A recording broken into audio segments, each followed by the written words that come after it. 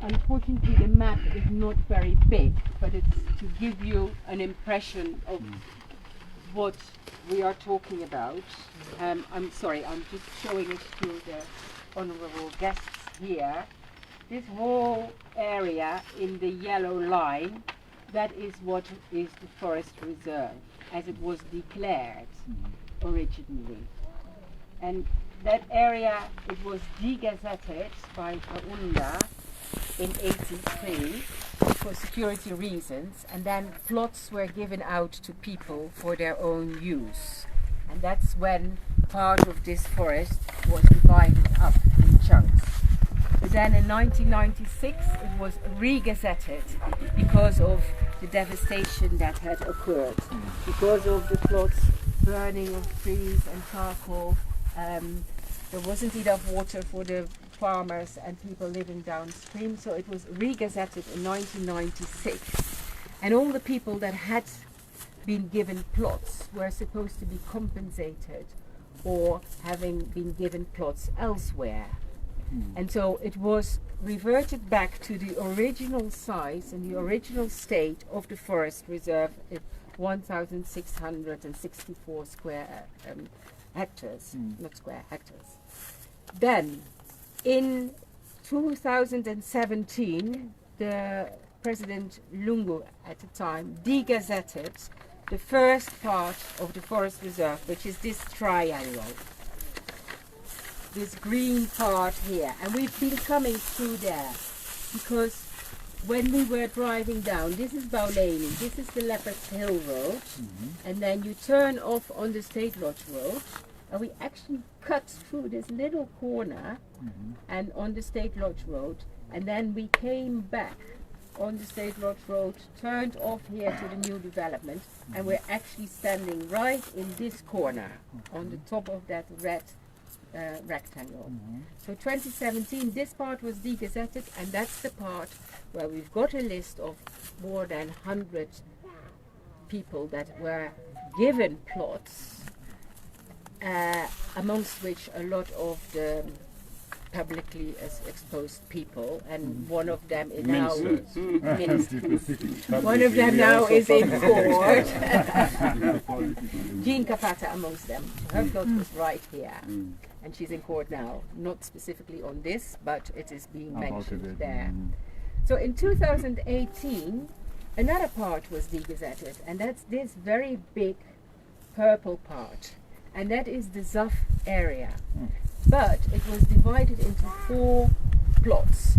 In combination, ZAF was doing a joint venture with Chinese companies, 3 different Chinese companies. And that is where they started to develop Kingsland. So Kingsland development along Twin Palm Road extension. This is Twin Palm Road extension. There was a small ZAF compound here, which had already been built within what used to be the forest reserve. But now they plan to do a whole part here, developing many housing units, helicopter field, hospital, shopping center, whatever, the whole new township, let's say. This was already started in 2017, before it was degazetted and before an environmental impact assessment was done. So it was taken to court, but it never ended yet because the judge who was presiding on it passed away, and it's pending now. So we don't know what is happening. Then in 2019, the last SI came out, which is this part, which was then degazetted. And that's where we are now on top of this here, and it goes all the way down to the power lines. And it comes through this triangle, and a lot of development is going on here as well, including clearing area for a fuel station in the forest. So what officially should be remaining, according to the statutory instrument of 2019, is this area in the white lines. That is 736 hectares, according to the statutory instrument, which is an official document. According to the Minister of Lands, there's only 218 hectares remaining. So there's about 500 hectares missing from the records of the Ministry of Lands in comparison to the records of the statutory instrument and what the Forest Department thinks is the forest reserve. So we don't know exactly where these 500 hectares have gone. But one thing we know is that this area, which was originally given in the degazetted time, is this part of the forest. What we are looking at now is this area, which you can see, which borders onto Kingsland and which is claimed by individuals as their property. Even in 2019, they managed to get a title to it because they divided it up, and in 2019, a title was given. This area is another area which is claimed by another individual who was also given land in the degazetting period, and who is also still claiming that it is his property, while officially it is within the forest reserve. Cavendelli. Yes. Cavendelli. Cavendelli. Yes. So that's what we are looking at. On the one hand, we should have 716 hectares. On the other hand, there's only 181 left. On the other hand, we used to have 1,700 and something. So already 1,000 hectares have been gone. But we are trying to reclaim or get back or stop what has been developed. Because if we stop development here, we might still preserve at least part of what is still there. They haven't been cutting all the trees yet. Here it still looks fine. If we go later to that area, you will be seeing some devastation and big, big mansions in the forest. It's a lovely place to have your home.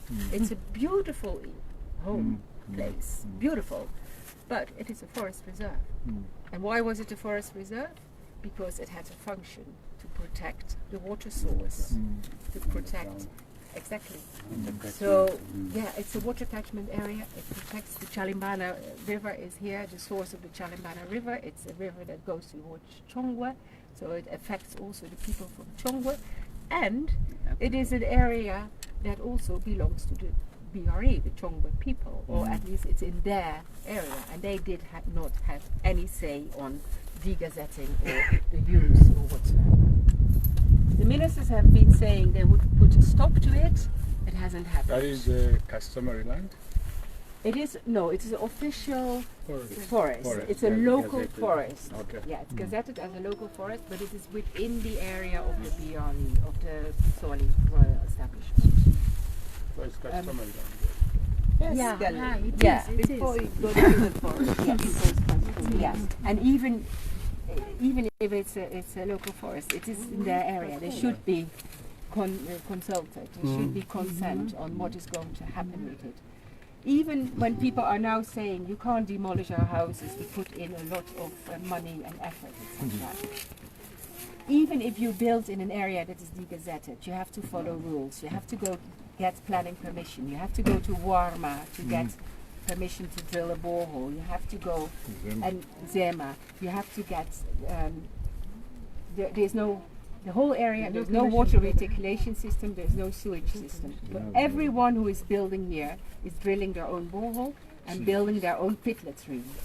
Can you imagine? There were 100 and something plots in this part and 100 and something plots in this part. They all have a pit latrine if they are all going to be developed. It all goes into the aquifer of this forest, which then goes to the Chongwe River, which then goes to the Zambezi River. And so we're talking about not following rules, no clear idea of how this came about, why was it done. Jean Capata in her court statement says there was encroachment of unscrupulous people, and we were afraid for contamination, that they were going to build pit latrines. So we degazetted it so that we could put houses and things there. Our own pit latrine. And we could do our own contamination. I mean, that's in what she's now saying in court. She said, yeah, we were thinking there were going to be sewage and water reticulation. That is not happening. It wasn't in the planning at all. It's still not in the planning. So there is a threat to the water quality, the water quantity. There is a threat to the ecosystem services that these trees provide. People did come in to get mushrooms and to collect honey and to get firewood from fallen trees. But after it was re-gazetted in '96, everything grew back, and it wasn't. It wasn't under threat. People were not coming in big time. As soon as they started the first degazetting in 2017, people came in. They came with trucks at night. Sorry to say, ZNS came with trucks at night, for instance, to pick up the cut logs and take them out. They were burning charcoal. The Chinese came. I'm sorry, I'm mentioning names now, but it was terrible. Our forest guards who have been here to protect it, they were attacked. People were there with pangas. The forest department, the district forest department, has been very helpful to come and try to impound trucks or destroy charcoal ovens.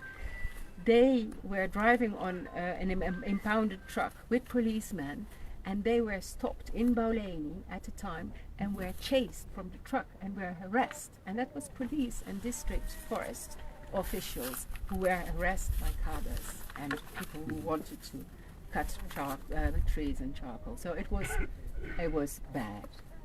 But the forest guards have been continuing. Every day they're in the forest and they're protecting what is left.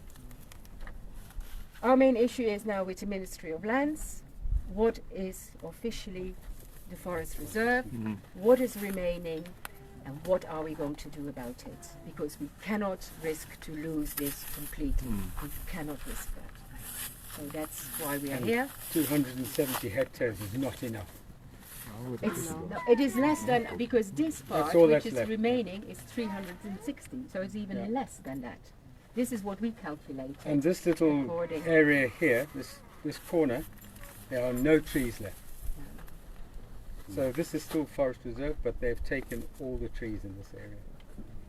People used to come, there is the mountain of God. People used to come to pray and to have spiritual interaction. And it's a lovely place. But it's under threat.